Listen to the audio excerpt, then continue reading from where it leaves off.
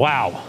The economy is in big trouble, big trouble. Look at this. Look at this inflation rate just released today. This is huge. Worst inflation rate since 1990. Hey, I'm no economist, but I do know this. When you've got a number like this, the last thing you want to do is pour trillions of dollars more into the economy. And that is what we're poised to do with this ridiculous, over-the-top, non-infrastructure, so-called infrastructure plan that's on apparently the verge of passing.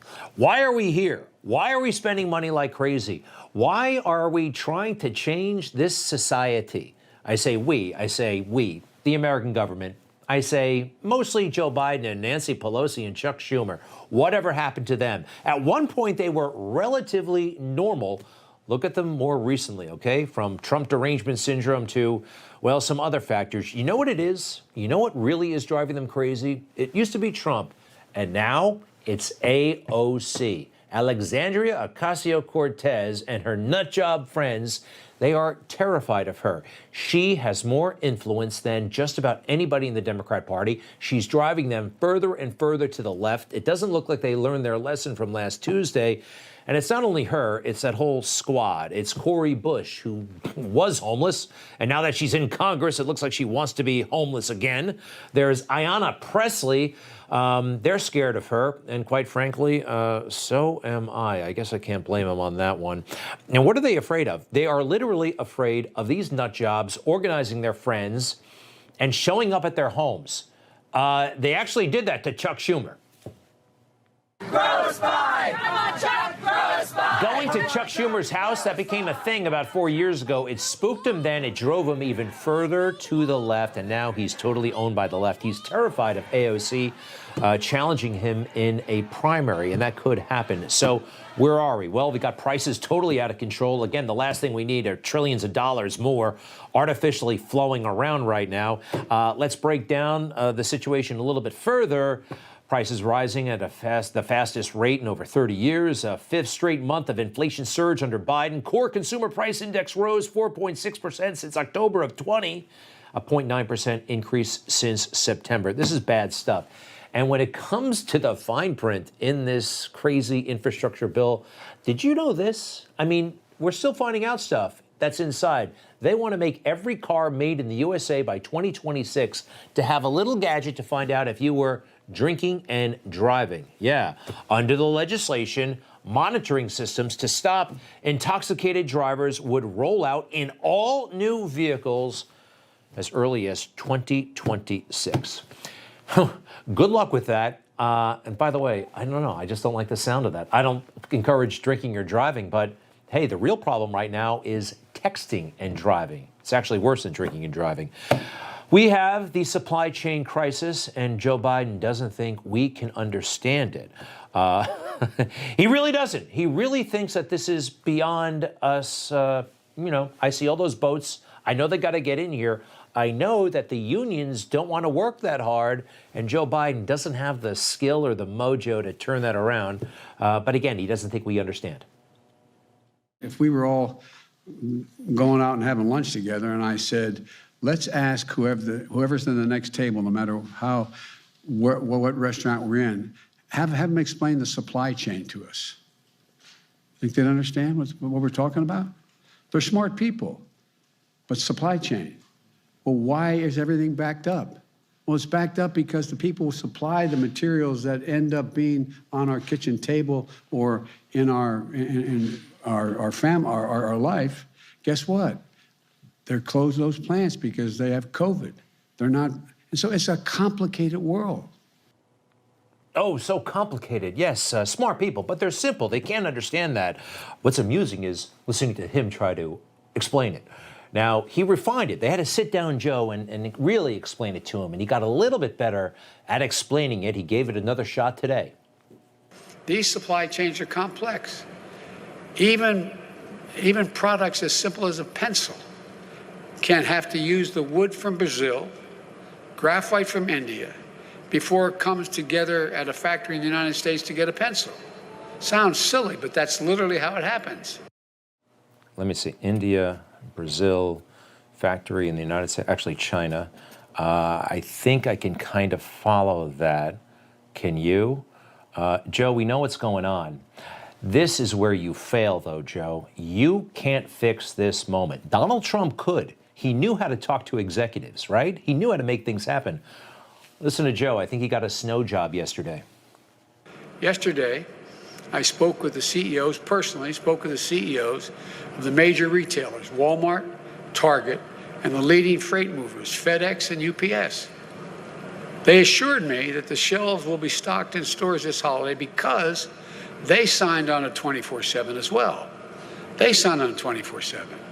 And they provide more avenues. They're getting more of their containers off the ports quicker. Oh, wow. They assured you, Joe, everything is fine. Well, we still have human beings who work for unions unloading those ships. Automated systems will be a lot better, a lot more efficient, and you can't make that happen, or you won't make that happen because the unions own you. All right. It's another problem we have on our hands, of course. Gas prices and the Biden administration, they literally laugh at the idea that they could do anything to help us. In Sturgis, Michigan, it is $2.89 a gallon. I guess that's better than in California. What is the Granholm plan to increase oil production in America? Oh my God, that is hilarious. Would that I had the magic wand on this. As you know, of course, oil is a global market. It is controlled by a cartel. That cartel is called OPEC, and they made a decision yesterday that they were not going to increase beyond what they were already planning.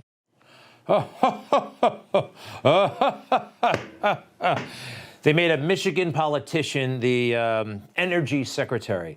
And this is what you get. Somebody who thinks all energy comes from the Middle East, OPEC. And a lot of it does. And OPEC is an important player in all of this. But guess what? So is America. You know, America produces oil, too. A lot less of it lately. I mean, really a lot less of it.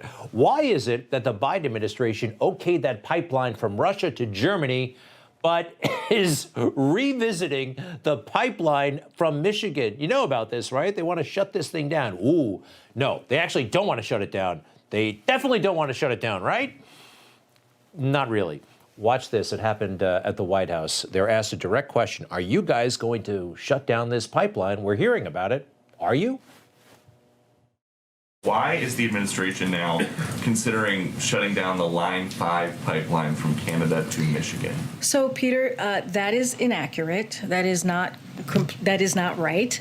So any reporting indicating that some decision has been made, again, is not accurate. But what I will say is, I'll lay this out for you for a little bit here. Where we are is with this is that the Canada has decided to invoke the dispute resolution provisions of the 1977 Transit Pipelines Treaty. We expect that both the U.S. and Canada will engage constructively in those negotiations. In addition to being one of the closest allies, Canada remains a key U.S. partner in energy trade, as well as efforts to address climate change and protect the environment. I will also add this, too, is that the current Line 5 pipeline is subject to litigation between Enbridge and the state of Michigan. So again, it is inaccurate what you just stated. What's inaccurate? But the reporting about us wanting to shut down the Line 5. I said, is it being studied right now? Is the administration studying the impact of shutting down the Line 5? Yes, we are. So then what's inaccurate? Well, I thought you were saying that we were going to shut it down, but that is not inaccurate. Okay, great. But the Army Corps of Engineers is preparing an environmental impact to look through this. Okay, sounds like they're getting ready to shut it down. We're not shutting. We're studying that it would get shut down. We're studying shutting it down. Didn't Joe Biden, we played it last night, didn't he say he'd always, how did he put it again? My fellow Americans, I close the day where I began, with the sacred oath. Before God and all of you, I give you my word. I will always level with you. All right, well, let your deputy press secretary know that. She's worse than Jen Psaki. But the problem starts at the very, very top. We know Joe is old. We know he's kind of out of it. We know he's in decline.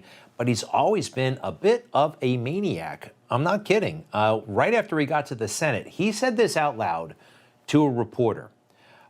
She writes, he defines politics as power. And whether you like it or not, young lady, he says, leaning over his desk to shake a finger at me, us cruddy politicians can take away that First Amendment of yours if we want to. Oh, gosh. Joe, it doesn't work that way. It's never worked that way, but I'm sure you felt pretty strong when you were doing that. There is something going on in Joe's head. Now, I think it goes back to, well, a lot of things, but Barack Obama, when they were, well, running mates and I guess kind of partners, there was something strange about it all. They were always smiling, almost too much, right? I mean, take a look at this. This is, nobody likes each other that much, all right? Nobody's that funny.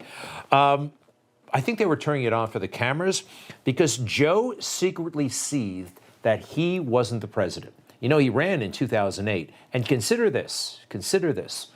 Joe Biden, when he was elected to the Senate, Barack Obama was in Hawaii and he was just 11 years old. Yet somehow, Joe Biden is Obama's second in command. I know he didn't like that. And people saw him in the White House and they knew he felt frozen out sometimes. Like, I have all this skill. I've been around for all these years. This guy just got here. He's president. It doesn't make sense. It's one of the reasons why he's trying to jam all these ridiculous programs through. He doesn't have much time. He wants to show that he was better than Obama, and he's trying to be FDR, Franklin Delano Roosevelt, you know, massive New Deal legislation, that kind of stuff. It's not going to happen. Unfortunately for him and for us, he's on track to being even worse than Jimmy Carter. Jimmy Carter. Look at that, Joe Biden showing Jimmy Carter around Washington, it looks like. You just watched Newsmax TV, America's fastest growing cable news channel, now in more than 70 million homes. You can get Newsmax TV on your cable system or check your cable guide. And if your system doesn't carry Newsmax, call them, tell them you want Newsmax TV, because we're real news for real people.